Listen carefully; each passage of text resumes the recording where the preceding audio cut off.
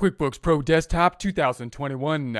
Multiple currencies, accounts payable, reversing entry. Let's get into it with Intuit's QuickBooks Pro Desktop 2021. Here we are in our multiple currencies practice file. We currently have the open windows open. You can open the open windows by going to the view dropdown, selecting the open windows list. In prior presentations, we purchased equipment. We purchased it on account, meaning we didn't pay cash, but we're going to pay something in the future, resulting in a liability. Not only that, but we were going to pay in the future in foreign currency units. So we had to record the accounts payable and the US dollar equivalents for foreign currency units that we were going to pay. That process will typically look something like this. If we were to buy something, we would of course have the bill going on the books, increase in the accounts payable that we're going to pay in foreign currency units. And then the other side would then go to the equipment that we would put on the books at the US equivalent at that spot rate time. And then we would then pay it off, meaning we pay it with a check or some type of decrease to the checking account at this point in time. That's the typical process for paying a bill. When we pay the bill, the checking account goes down and the accounts payable goes down. Now, when we have the foreign currency involved, then we have an added problem. If we only have these 2 points in time, these 2 dates in time, then QuickBooks can basically handle it still with these 2 points in time, but there's going to be a difference in the exchange rate between those 2 points in time, a difference in the spot rate as of the time we entered the bill and the time that we pay the bill. QuickBooks will automatically, instead of having just 2 transactions when we pay the bill, then have 3 accounts that will be affected in the 1 transaction, which will be to decrease the cash that's going to be paid out. If it's paid out in foreign currency, it would come out of the foreign currency checking account. It's going to decrease the accounts payable, and then it's going to record the difference between the spot rate in other gains and losses. So you really only need these 2 transactions normally, unless these 2 transactions happen to go over a cutoff time period, like the end of the month or year, in which case you'd have to revalue the accounts payable as of that specific point in time to make your financial statements correct, using kind of normal adjusting entry type of philosophy, to make the financials right as of that point in time. So we entered an adjusting entry. If we do that, if we enter an adjusting entry like here in the middle somewhere, and then we pay the bill, we could possibly have 3 different spot rates that will be involved. And what we would want to do then is, if we have this adjusting entry, we would like to reverse it the day after. So we have an adjusting entry, a reversing entry after the cutoff, and then we would have just back to our 2 points that QuickBooks can then handle and record the gains and losses in that way. And that should also make the effect on the income statement apply the proper amount of the gain and loss to the proper time period. So we'll take a look at that. Notice in Excel, we did this, it looks a little bit differently if we did this with journal entries, right? We put the journal entry on the books for the accounts payable for the 41.6, the US equivalent that we're going to pay as of that point in time. Then we increased it by the 800 so that it would then be equivalent to the current spot rate, 42,400, that we were then going to pay off down below. These 2 items, meaning the accounts payable here and here, can be done automatically in the QuickBooks system. So we entered an adjusting entry, and we did this in QuickBooks and in Excel, really to show and break out 2 separate journal entries, which is more clear. But in practice, you might still do a journal entry such as this for a different reason, which would be because you needed to do it for the cutoff time period, which would result in a doubling up unless you did a reversing entry. So that's where we are now. Let's take a look at that in QuickBooks. If I go to the reports dropdown, and let's just go to the trial balance this time and take a look at the trial balance. And I'm going to change the dates from 01/01/21 to 12/31/21.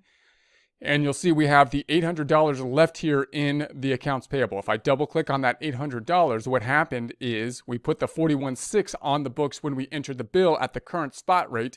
We took it off here at the end, and it still has the 41.6. And what it's doing at the end here is netting out these 2 journal entries. This item and this item are basically netting together. So in other words, we kind of doubled up on this 800 right there when we entered this adjusting entry in the middle, which would be like our adjusting entry we might have to do, say, at the end of the month. So that's where our doubling up would be. Now, in practice, note that we might have to do this adjusting entry in QuickBooks kind of at the end of the month. Say we did this at 10:30, the end of the month, to make the financials right as of the end of the month, and we had not yet paid it. we wouldn't pay it at the same point. We would pay it sometime afterwards in the future. The accounts payable then still being outstanding as of the time of the cutoff. So that's kind of the situation we're imagining here, right? And then if I close this back out, the other side is in the gain. So what happened on the gain? We recorded the journal entry here, and then we doubled it up again.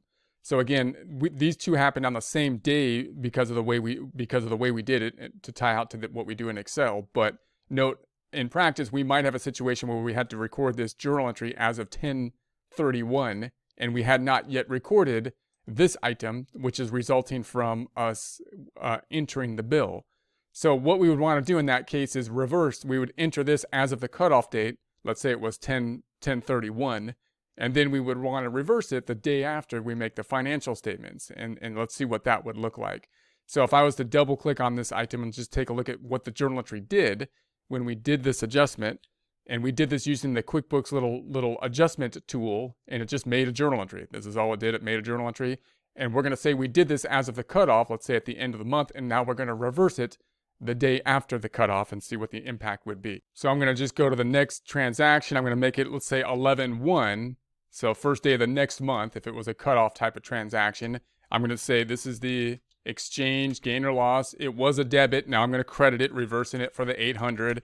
The other side going to the accounts payable for the yen. And I'm going to say okay. And that's going to be tied to a vendor. We need the vendor. It's going to be vendor number 2. Vendor 2.